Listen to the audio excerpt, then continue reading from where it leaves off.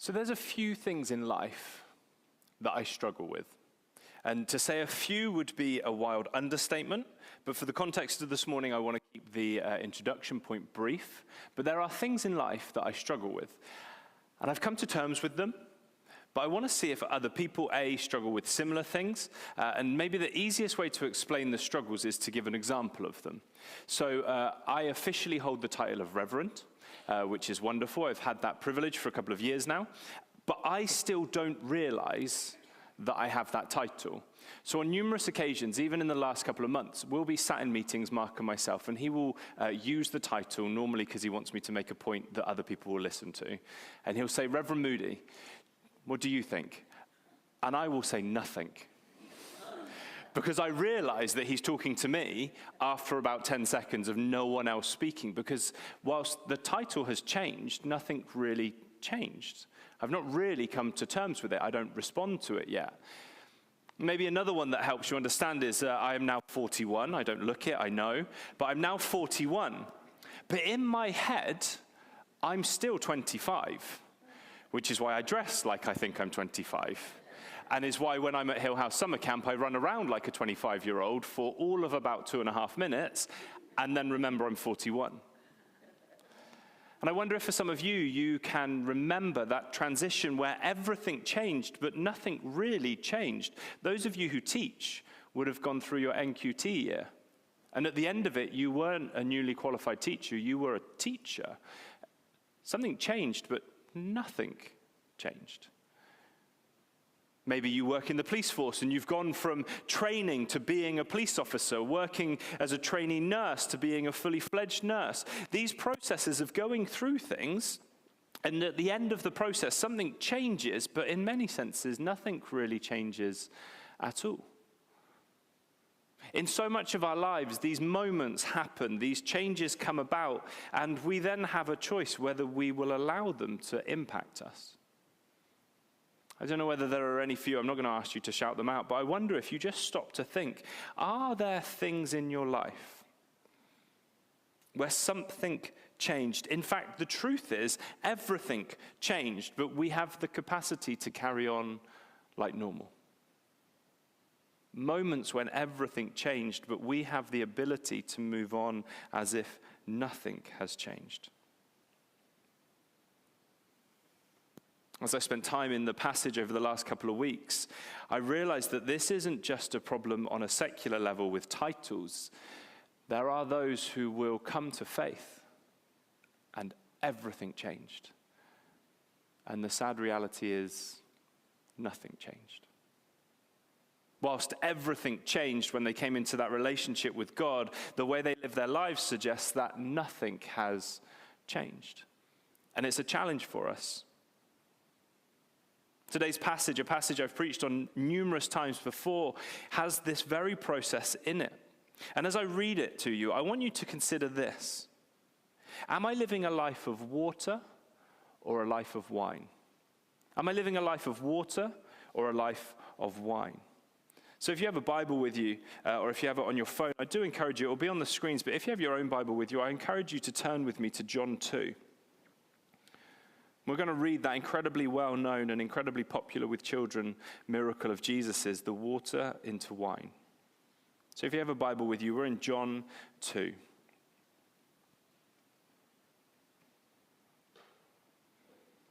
It reads like this. On the third day, a wedding took place at Cana in Galilee.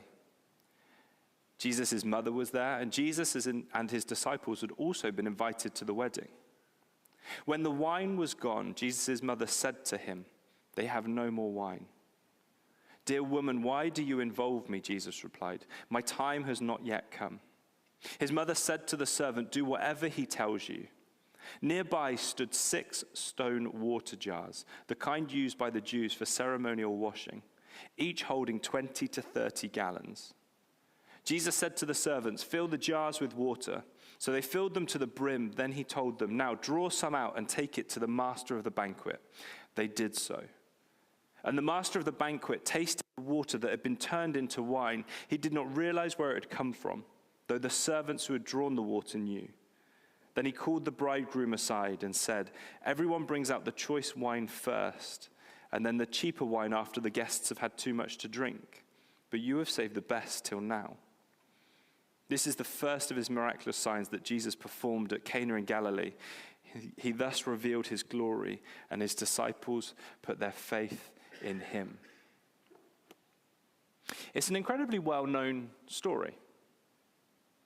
And in truth, there's not a huge amount that actually happens in this account. It's quite short, but not a huge amount happens. But there is a moment in this story, and it is a moment that changes everything. A moment that changes everything. And it raises questions for each of us. It raises that question I asked earlier. Are we living lives of water or lives of wine? Because there's a few things that happen here, and I want to cover them as we journey through the story. It marks the beginning of Jesus' ministry. It marks the beginning of his ministry. It's his first public miracle, and it changes everything. In this moment, everything changes. Growing up for 30 years, we know very little of Jesus' younger life. We know him as a baby. We know some of that part of the story as a child, but there is a huge chunk that we don't know. All of that changes in this moment.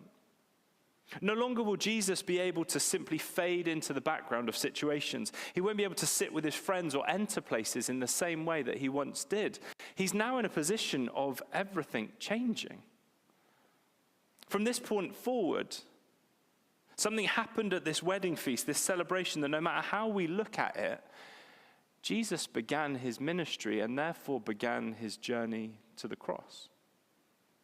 A moment when seemingly nothing changed, everything changed.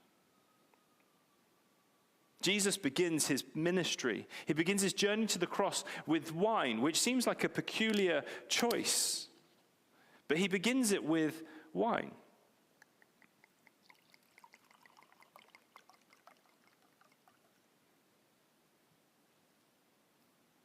At a wedding.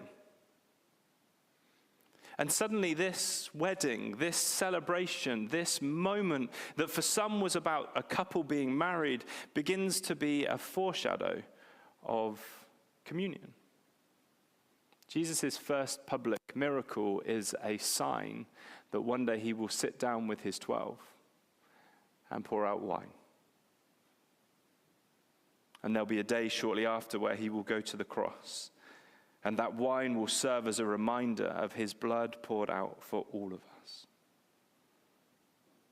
It's an incredible moment when we begin to realize that whilst not a lot changed, everything changed at this wedding.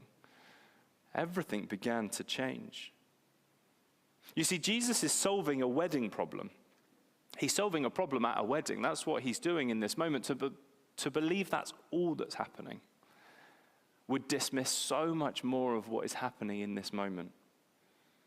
To ignore it would mean, to ignore all of those things would mean to read this on such a basic level. Yes, Jesus solves a wedding problem, but there is so much more happening here.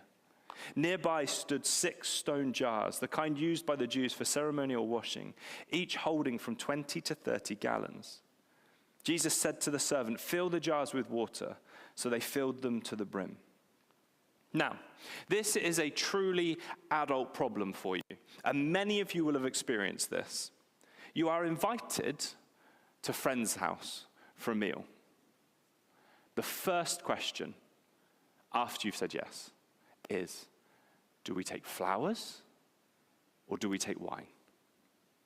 And if we take wine, do we take red or white or pink? That's the education of wine that I have for you. But that's the adult question, isn't it?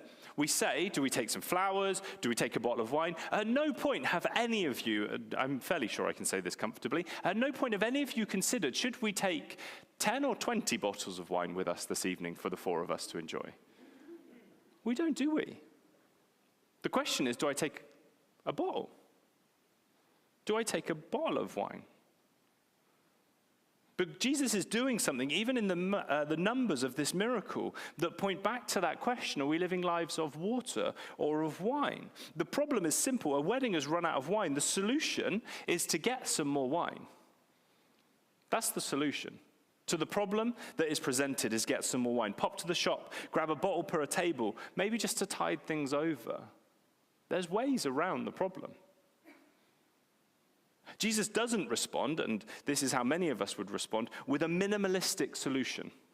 A minimalistic solution would have been to say to Matthew, do a quick head count, grab us a glass and work out how big it is, and we'll work out what the bare minimum requirement is per head. That's how we often solve problems, isn't it? We look for the simplest, most cost-effective, and often the minimalistic way of doing it. I need to volunteer to do something. What do I think is the bare minimum I'll get away with being there before I can offer to make tea and coffee for everyone before gently disappearing? Jesus doesn't look at the situation and say, how can we do this at a bare minimum? Instead, Jesus provides in abundance. There are 6 30-gallon jars standing to the side. And Jesus gets the servants to fill them with water to the brim. This is I planned to hold this while I made this point, but it's ridiculously heavy. But that is 5 gallons of water.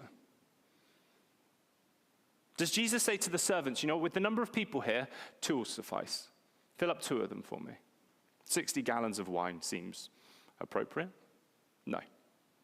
Fill them all with water, all 6 of them with water. Abundance from the beginning of his ministry. That's 5 more of these full of water times 6. And no, I'm not picking it up again, and I would not be able to pick up one of them, let alone all 6 of them.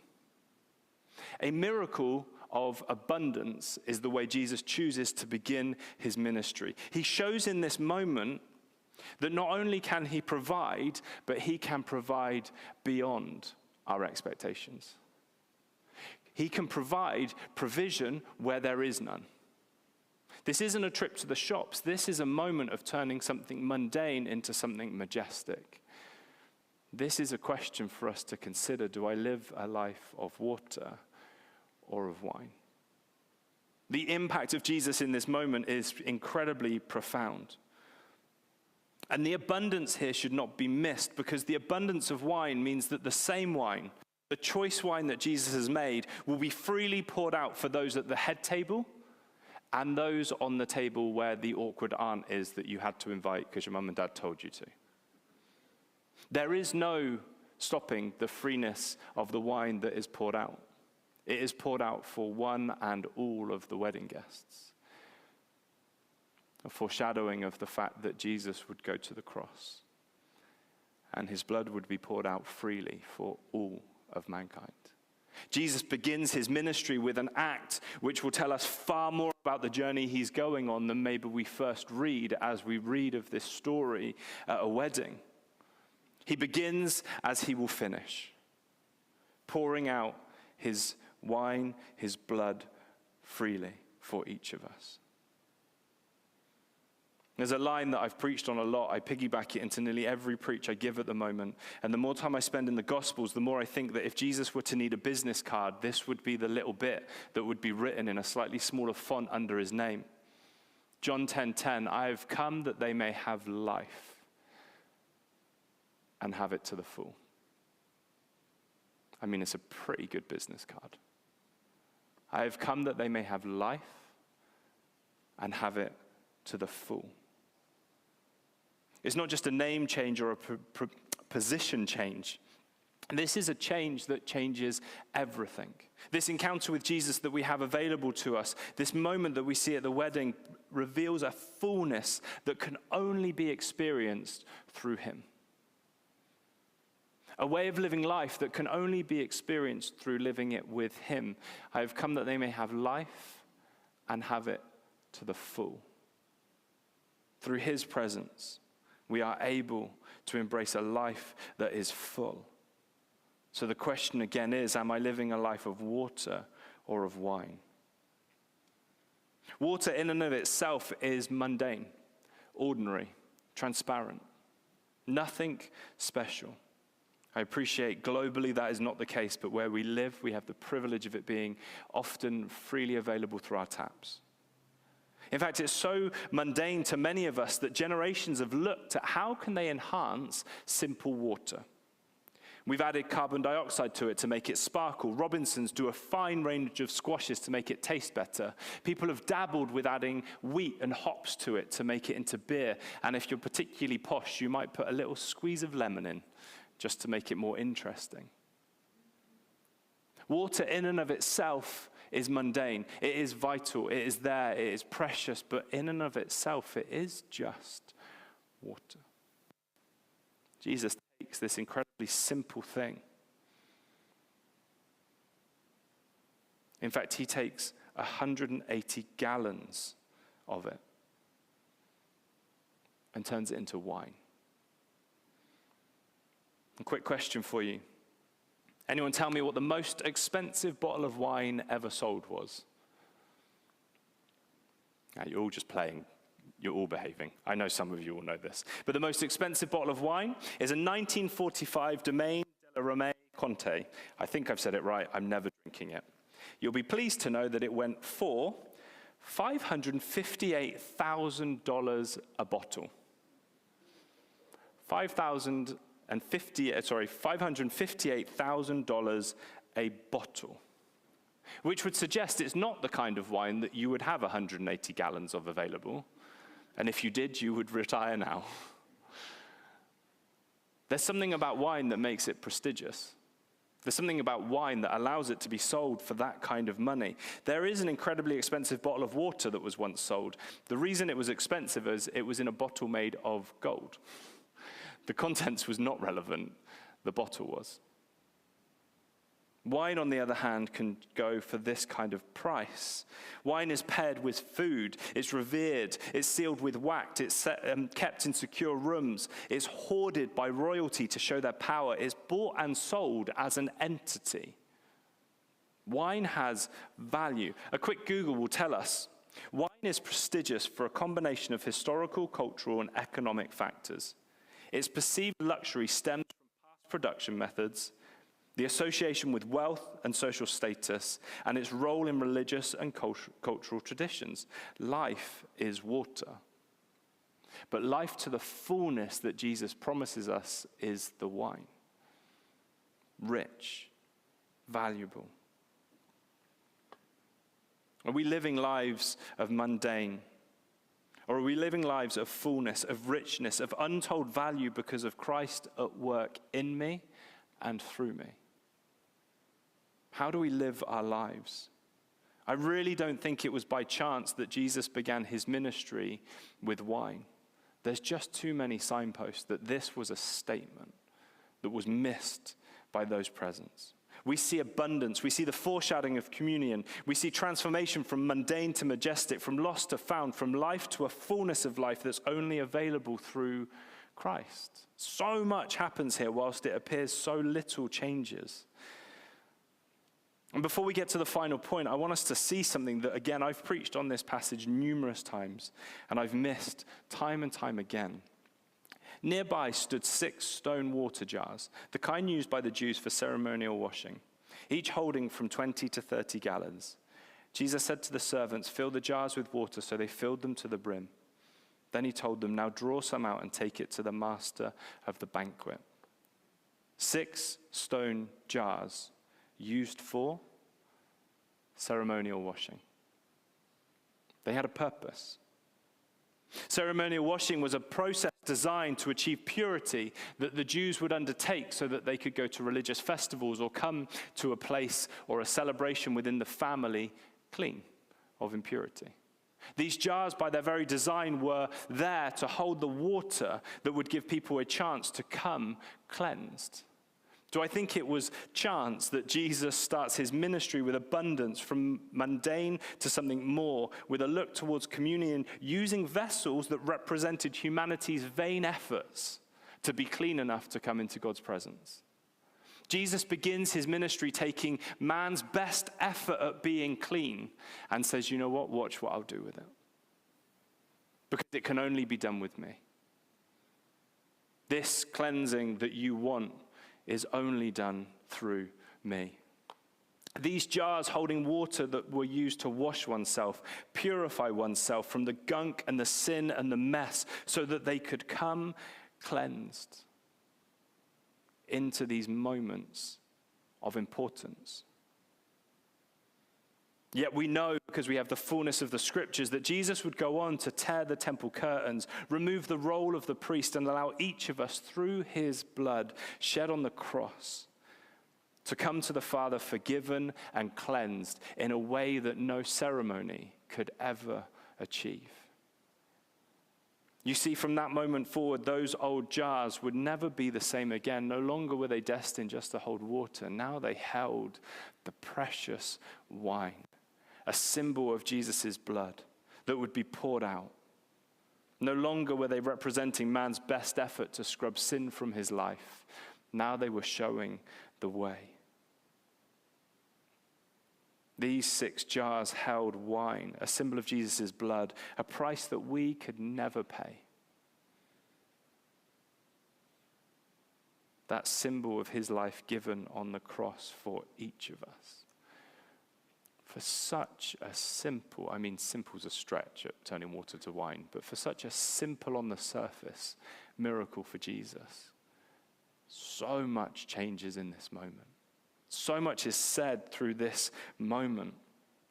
This wasn't simply the start of Jesus' ministry. This was the beginning of a journey that would culminate at the cross. So I could be forgiven, so I could be washed clean, so that I could come into relationship with the Father, living a life not just of bare minimum, but of fullness through him. And it is the same for each and every one of us.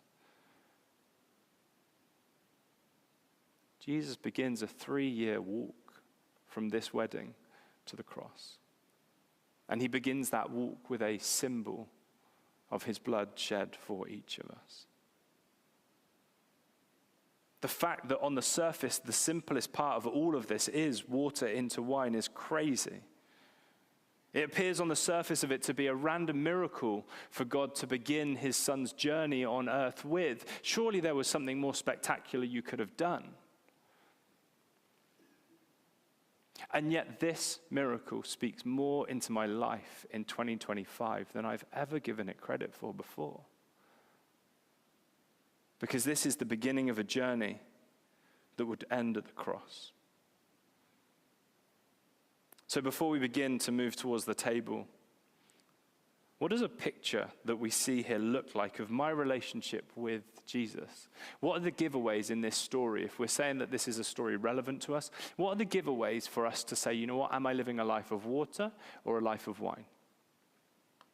Verse 9 on, the master of the banquet tasted the water that had been turned into wine.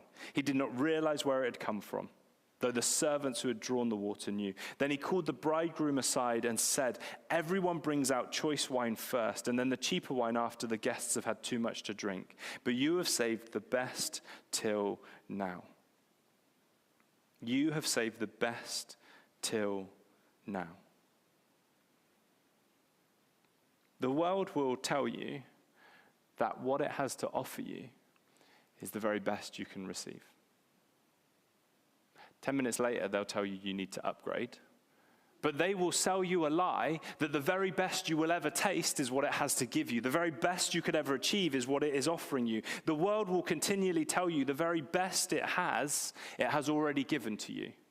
And yet to live a life of wine in Christ is to say, you know what, the best is still always coming. I am living in the very best of what I have now, and there is best still to come, and one day there will be best forever. What does it look like to live a life of wine? It looks like being told that everyone else would do things the other way around, but yet somehow there is even better available through that relationship with Jesus. When I encountered him, everything changed. Now the question is, am I going to live a life where it looks like everything changed, or am I going to live a life that looks a lot like water still? I'm very comfortable to say there are people who are in relationship with Jesus, and I would not notice it in their lives. There are periods of my life where I've been in relationship with Jesus, and you would not necessarily know that I'm in relationship with Jesus. There is the ability to live lives of water, but there is the opportunity to live lives of wine. Lives of richness and of fullness. Lives that will have an impact on the others around it. I love that throwaway line. The master of the ceremonies did not know where the wine came from. Who did know? The lowest of low. The servants were the ones who had a glimpse of who it was that was working the miracle in this moment. There is so much available to us. You have saved the best till now. The very best the world has to offer you does not even come close to the wonder of a life lived with Jesus. So as I close, I ask you again, are you living a life of water or of wine? Living in the abundance and the love and the grace that a relationship with Jesus has for you. Please hear me, it's not a promise that everything will go perfect. It's not a promise that you'll get a shiny new car or your dream house. That's not what this is. This isn't trying to sell you the lies the world will sell you. This is to tell you there is a fullness of life available. And it is only available through relationship with Jesus. And it is only available because of the price that was paid for each and every one of us on the cross.